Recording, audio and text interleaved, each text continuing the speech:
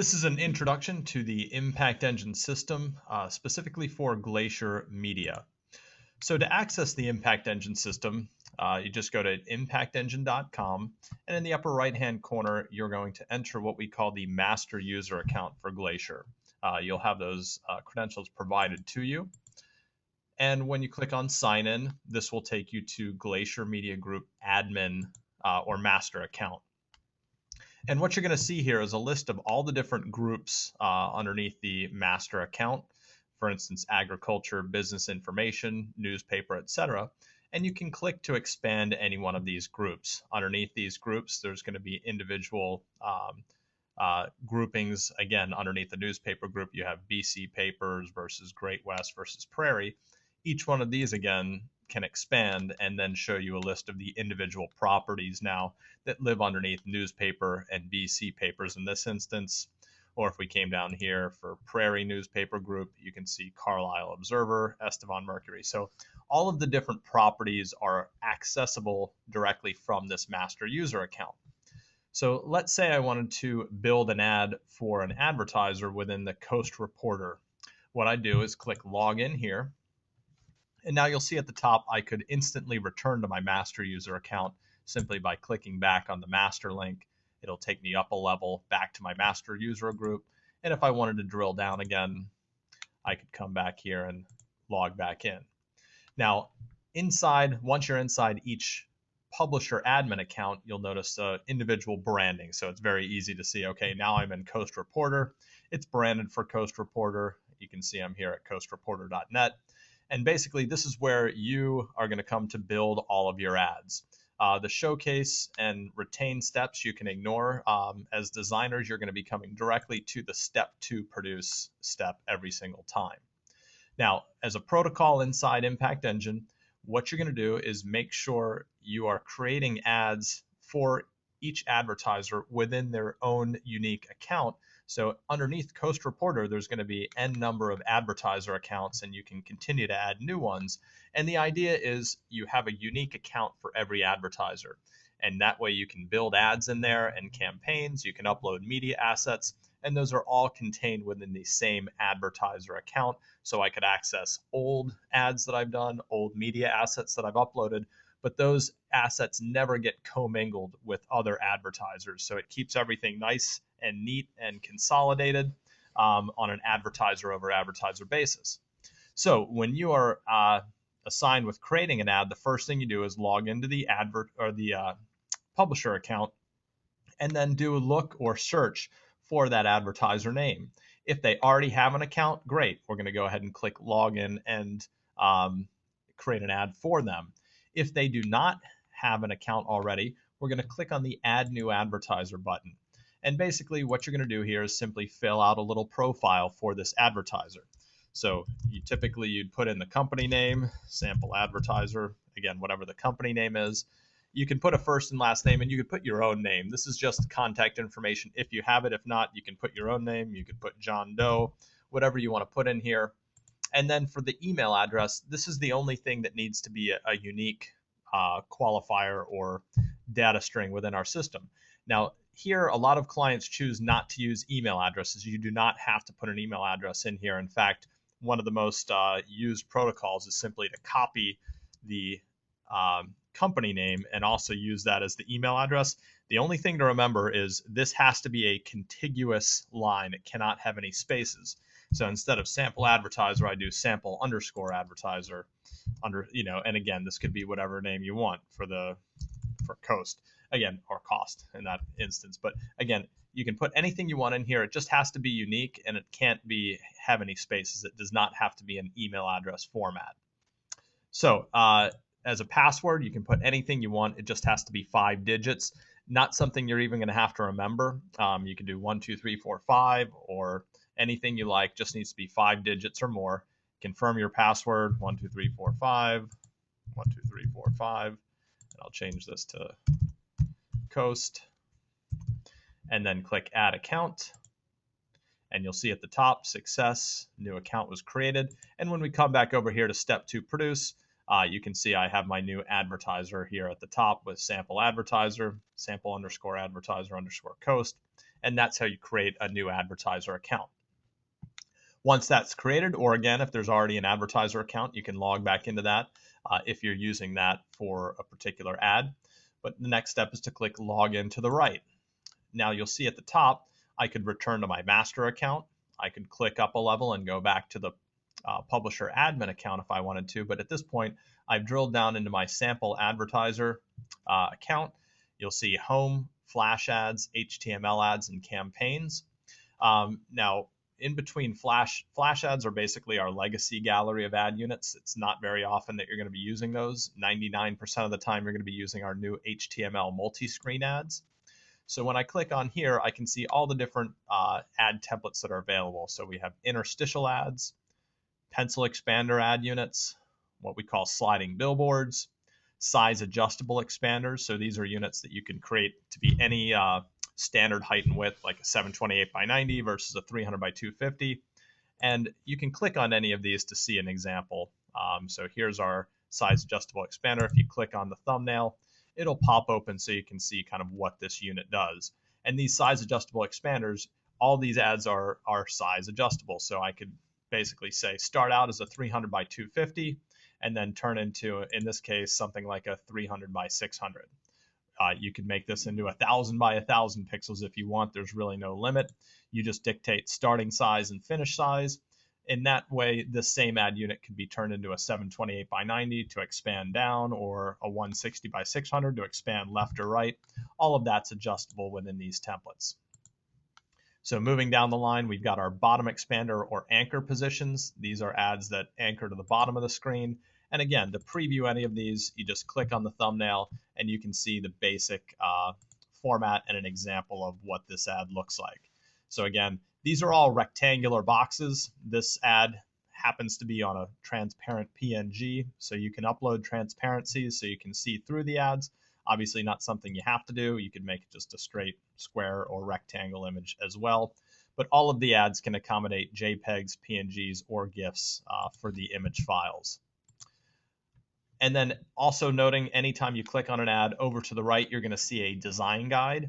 And basically, these design guides are unique for each ad unit. So if it's not a unit you've built before, take a minute. These are usually 5 to 10 minutes long, and they'll walk you through all the different nuances and individual steps within an ad that'll tell you what the flexibility and constraints are for any particular template. Moving down, we've got our sticky note templates. And again, you can click on and preview any of these just by clicking on, and it'll show you an example of what the ad does and what it looks like. And then corner peels, wallpaper ad units, flexible templates, just like the size adjustable expander. You have two different versions of the flex template. One is if you're simply inserting an image or SWF file. You'll click on this ad. You can turn it into any size you want within the ad builder, and then you upload your individual image or SWF file. Conversely, if you wanted to use something that's going to act more like an animated GIF with lots of different images in here, again, this container you can set to be any size you want, 300 by 250, and then upload up to 7 different images that are automatically going to rotate through. You can assign different URLs to each image if you want for click-throughs. And again, if you haven't built any of these before, just click on the design guide to watch. And that's kind of the overview of the different units that are available. So let's say we wanted to build one, a pencil expander in this case. I'm simply going to click on the unit. Again, I'd watch the design guide if I haven't done this before, but I'm about to walk you through everything that is in this particular design guide. So the next step is to click on Add to Campaign and Edit. I click on Add to Campaign and Edit. First step is simply creating a campaign name. So I'm going to call this, for instance, Test. You could name this anything you like, just has to be something that's going to help you reference this again when you come back into this account in the future. And underneath that campaign, I'm going to create my first ad placement. In this case, I'm going to call it Pencil. I'm going to click Next and Save. And that's going to grab the ad and pop it into my Campaigns tab. So you'll see here under my Campaigns tab, now I have my first campaign called Test. I click to expand that. I see my first ad placement called Pencil. And then I can click to expand that, and I'll see my ad underneath here. I can click on this name, I can rename it. This is just, again, for reference purposes. Let's say this was for a spring sale or something like that. Again, this is not changing anything other than the name, and I can always click on the name to preview what my ad looks like. Now, right now, it's going to look like exactly what we copied from the gallery. Here is also where I come to edit the ad. This is obviously where you're going to be spending a lot of your time. So under campaigns, campaign and placement, I expand that to access the ad editor. So when I click on edit, this takes me into my HTML ad builder. As you'll see here, it breaks the ad into its different component elements, starting with media. So any images, SWF files, videos, etc. are going to be uploaded here. Step 2 is for your colors.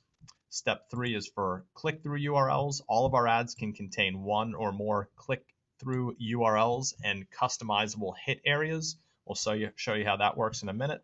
And then finally, your custom settings down here in step 4. So let's start, for instance, on this pencil ad. We'll do a quick preview. From a conceptual standpoint, this is a pretty simple ad. It's basically a collapsed container and an expanded container. And for all of our ad units, as designers, you're going to be building the imagery or SWF files that go into each of these containers. So if we just wanted to use an image, we'd build one for the expanded container, a second image for the collapsed container, and you're basically done.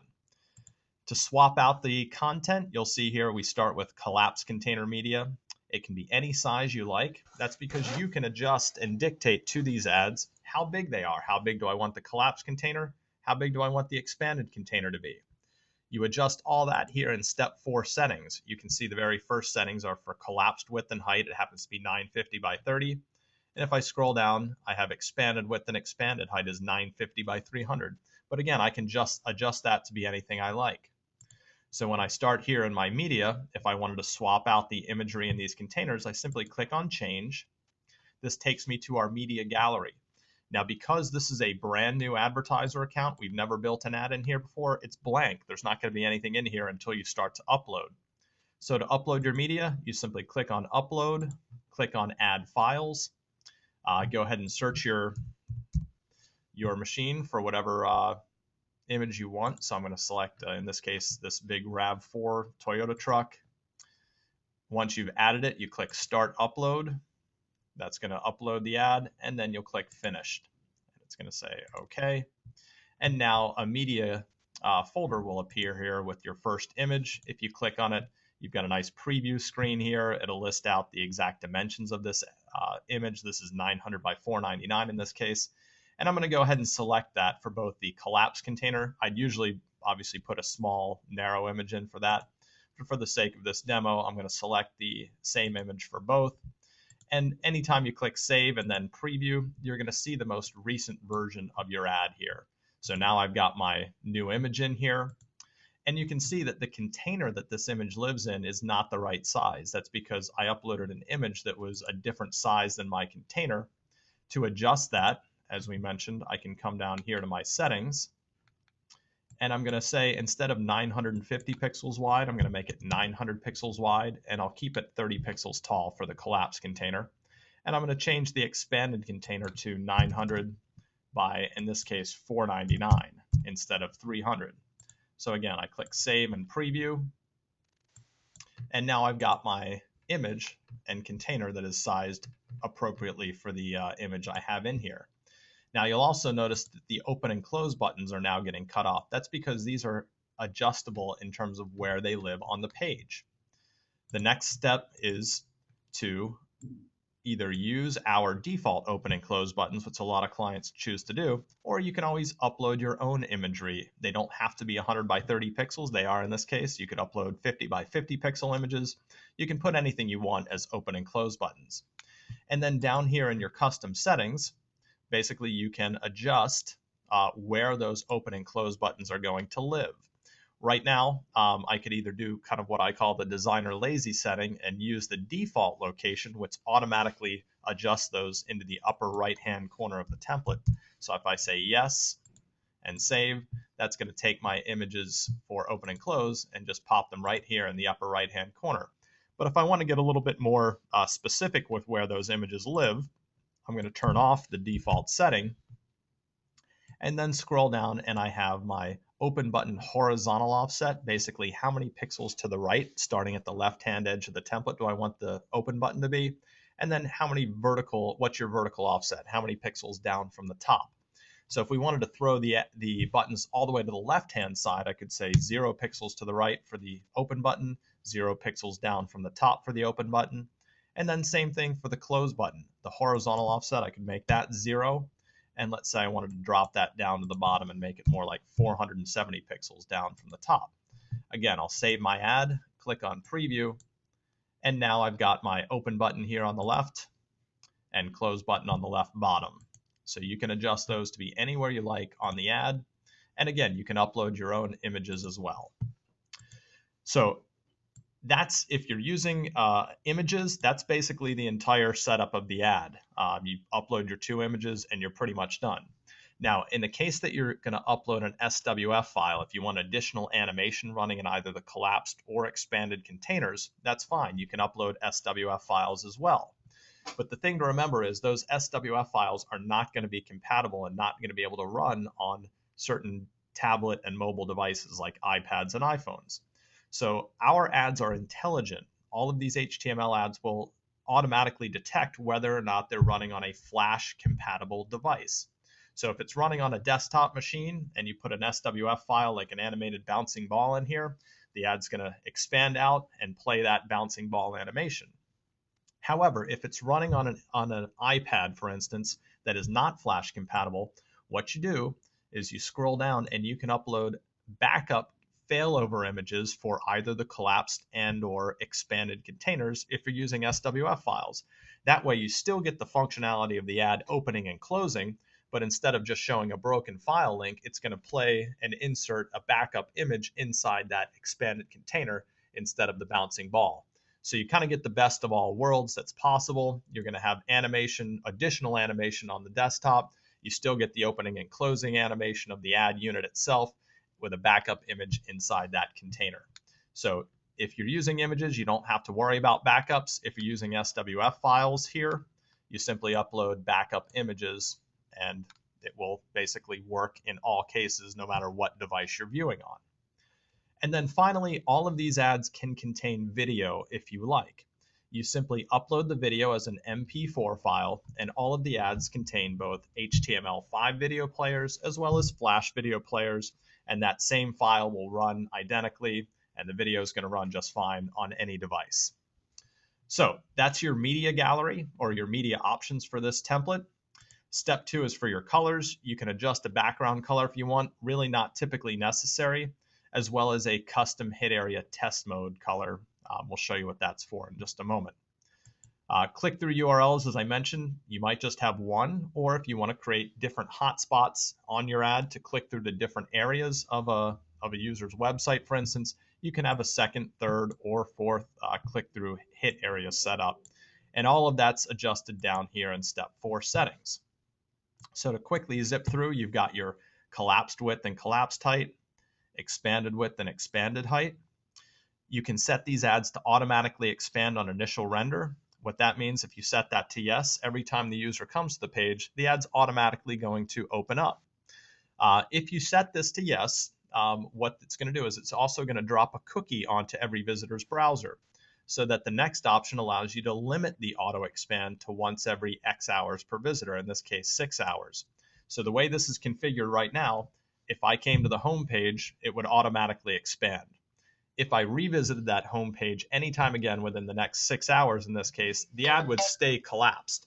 It would start out collapsed. I'd have to manually click on it to open it. If I waited till after 6 hours, let's say I came back again tonight, the ad would auto expand a second time, drop a fresh cookie, wait 6 more hours again.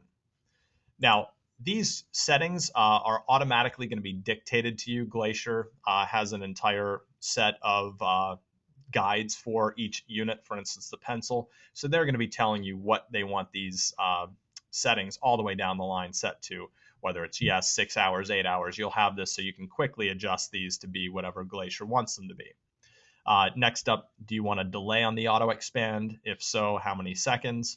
Would you like it to automatically collapse after a certain amount of time? If yes, how many seconds? You can set the ads to auto expand when you mouse over them or auto collapse when you mouse off of them. You can adjust how fast they take to expand, how fast they take to collapse. And again, all of this is going to be dictated to you by the Glacier team. We went over use default location for the open and close buttons, yes or no. If you're uploading your own open and close button images and there's something other than 100 by 30 pixels, no problem. Let's say they're 50 by 50 pixels. Again, you just upload your images here. If they happen to be 50 by 50, just adjust the settings here to match whatever height and width your open and close buttons are, and that will ensure that the hit areas align with the actual images themselves. We went over open button horizontal and vertical offset, close button horizontal and vertical offset. Next up, if you ever want to include a video, very simple to do. You simply say yes, include the video player. You can dictate how big the video player is. Right now it's 300 by 200 pixels. You can make it any size you like. And then you can give that video player a custom offset, just like the open and close buttons. Let's say I wanted this to be 200 pixels to the right and 100 pixels down from the top.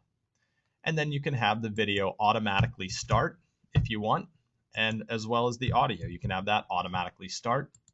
So if I wanted to preview what this looks like, now I've got my ad. When I open it up, I've got a video player that's going to automatically run, overlaying on top of the ad. If I said that looks great, but I want it to be a lot bigger, simple. We just come up here and adjust the height and width. Let's make it 500 by 300. Hit save and preview. And now we've got a much larger video player that just lives on top of the expanded container image. So I'll go ahead and turn that off and show you the final settings here, which are for your custom hit areas. So this is what, for hit areas, you're almost always going to have at least one click-through basically for an ad. So you're always going to have activate custom hit area 1. You're going to set that to yes. And typically you're going to make that hit area the exact height and width of your expanded container. In this instance, it's 900 by 499. And because I'm making it the exact height and width of the expanded container, I don't need to change the offset. I'm going to leave the horizontal and vertical at 0, 0. That way my hit area aligns perfectly with my ad. Now, if I wanted to add a second, third, fourth hit area, and basically say, click here for special offer, if you had something like that built into the graphic that you wanted to go to a different URL than the main click-through, you'd simply activate your second hit area. Let's make it, in this case, 200 by 200 pixels. And let's throw it over to the right-hand side of the ad. Let's make it 500 pixels to the right and say 75 pixels down from the top. Now I can do the same thing, activate a third custom hit area, activate a fourth custom hit area. And if you scroll down to the very bottom of these settings, you'll see activate testing mode for all hit areas. And this is important for you as designers in that you can now preview the ad and see exactly where your hit areas live. So now I can see my hit area 1 is the entire background, and your hit area 2 lives on top of that. The hit areas are all stacked so that hit area 1 is at the bottom, hit area 2 is on top of that, hit area 3 and 4 on top of those. So I can just eyeball quickly as a designer, okay, there's my hit area 2, but let's say your special click here button was farther to the right.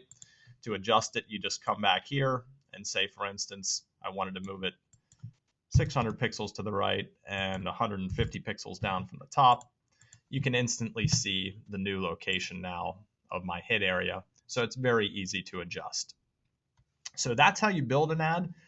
They're all very similar. Some of them have a few different settings here and there depending on the format, but basically you'll get the hang of it once you've built one. Now you'll notice that all of these ads come with their own URL. Anytime I preview it, I can simply copy and paste that URL if I wanted to send it or wanted the Glacier team to be able to send that off for viewing and sign off by the advertiser. They can simply send that URL link in an email, and when the user views it, they're going to see exactly what has been created.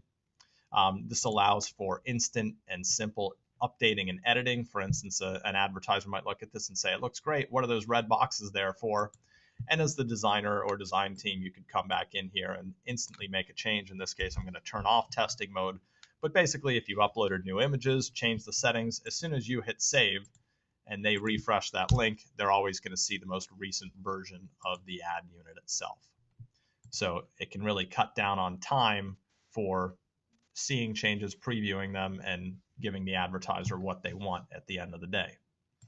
Once the ad is built and ready to go, I come back to the Campaigns tab. I expand my campaign and I click on the button that says Get Ad Code. So in this case, I'm going to click on Get Ad Code. The first thing I'm going to do is select my ad server. So for Glacier specifically, most of the ad units, as long as they're expanding units and rich media units, they're using Dart for Publisher. I simply click on DFP, hit Submit, and this gives me the ad code that is literally ready to copy and paste directly into the ad server. For other Glacier ads, they're going to be using the TC Media DFP, but again, that's going to be dictated to you. And the Affinity team may or may not be generating ad code. Glacier may be doing this first, but it's a very simple process no matter who's doing it. You simply select the appropriate ad server, click Submit, and this is ready to copy and paste directly into the ad server. Now, the other thing to note for changes, edits, updates, even after this ad code has been pushed live, Impact Engine actually independently is going to report back on how many impressions, click-throughs, click-through rate, etc. this ad has received. So in real time, anyone can log into the Impact Engine interface and see how the ad's performing. That's aside from waiting for a report from DFP in this case. What this also allows you to do is even after the ad has been trafficked live edits can be made simply by clicking on Edit. You make the change, update the image, change the settings, hit Save, and those changes are automatically going to go live on the inside the live ad unit without having to come back in, re-click on Get a ad code, regenerate the code, redeploy it. It makes it a much faster process. Usually within 15 to 30 minutes, all of those changes will be live on all sites that the ad's being viewed on. The other last thing you can do here is once the ad is live or even beforehand, you can do what's called creating a variant. So if the ad's live and you wanted to create a new version for A/B testing, things like that, you click on Create Variant. This gives you an exact duplicate of your ad. I could come in here, make some changes. Let's say I wanted to upload some new copy that said 10% off. And again, this name is just for reference, but I would upload the new imagery, etc. And now I have a new version of the ad that I could run in rotation simply by clicking the checkbox. And this ad would now rotate every time it was requested between these two versions. And I can turn on and off the different versions that are running at any given time. This feature could also be used throughout the creative process when the ad's being built before it's signed off on. If instead of, you build version 1 and send that link to the client, if you wanted to save old versions and not just continually update over the original, I could create the second, third, fourth version of the ad, and each time I'd be sending a new URL. Each one of these has its own, unique URL.